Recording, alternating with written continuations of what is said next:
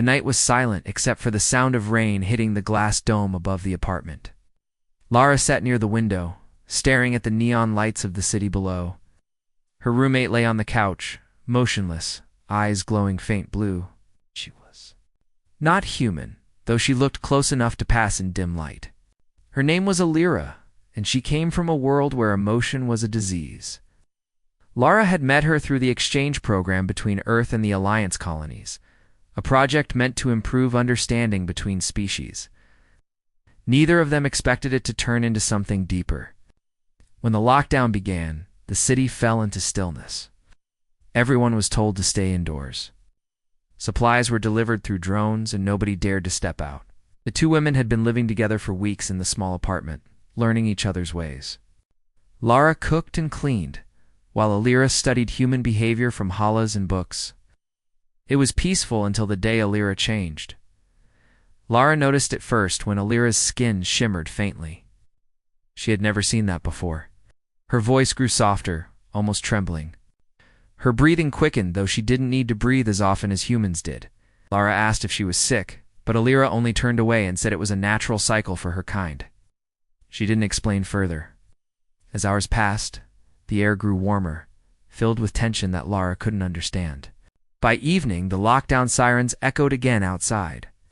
The doors sealed automatically. They couldn't leave even if they wanted to. Alira paced the room, her steps light but restless. She seemed lost in her own body, fighting something deep inside. Lara offered her water and a blanket, but Alira didn't answer. She just looked at her with those bright blue eyes, almost glowing in the dim light. Lara tried to distract herself, reading or watching old Earth films, but she could feel Alira's presence behind her like a silent storm waiting to break. She had seen humans panic before, but this was different. It was like Alira was holding back something that would destroy her if released. Then suddenly she spoke in a trembling voice. She said that her kind went through cycles where instincts overpowered logic.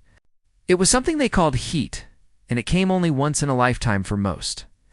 It was not just a physical change. It was emotional, uncontrollable, and dangerous if resisted. Lara didn't know what to say. She wasn't afraid, only confused. She asked if there was anything she could do to help. Alira looked away, her voice cracking as she said no one could help, that she should have been alone. But it was too late now.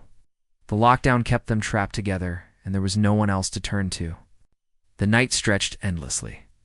The hum of the power grid filled the silence. Lara tried to sleep but couldn't. Every sound felt louder, sharper. Alira stood by the window, staring at the rain.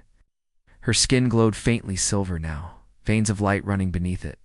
She whispered something in her native tongue, a sound like music and sorrow. Lara could feel the emotion in it, even without understanding the words. By dawn, Alira was sitting on the floor, shaking. Lara went to her side without thinking. She placed a hand on Alira's shoulder. The alien girl flinched, then slowly turned her head. For the first time, Lara saw fear in her eyes. She said she didn't want to hurt anyone, but her instincts were stronger than she imagined. Lara told her she wasn't afraid. She spoke gently, reminding her that she was not alone, that she was safe here. Something in those words reached Alira, breaking the invisible wall she had kept between them. Time passed slowly after that.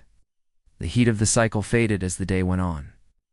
Alira's trembling stopped, and she leaned against Lara, exhausted. The two sat in silence as the rain slowed outside. The city lights began to fade into morning. For a long moment, neither spoke. It was peace again, though both knew something had changed between them. Weeks later, the lockdown lifted. The world outside moved on as if nothing had happened. But in that small apartment, everything was different. Alira no longer hid her emotions. She smiled now, softly, uncertainly, but real. Lara saw her not as an alien or a guest, but as something more, a friend. Perhaps something deeper that neither of them dared to name. In the end, when Alira received orders to return to her world, she hesitated. She stood at the doorway, holding the small plant Lara had given her as a gift. She said humans were strange, fragile, and yet stronger than they appeared. Lara only smiled and said the same could be said about her. As the shuttle lights faded in the sky, Lara stood by the window again, watching the city below. She wondered if somewhere out there among the stars, Alira was thinking of her too, and for the first time since the lockdown began, Lara felt something. New inside her, a warmth that wasn't loneliness anymore, but something alive, something that even the silence of the universe couldn't take away.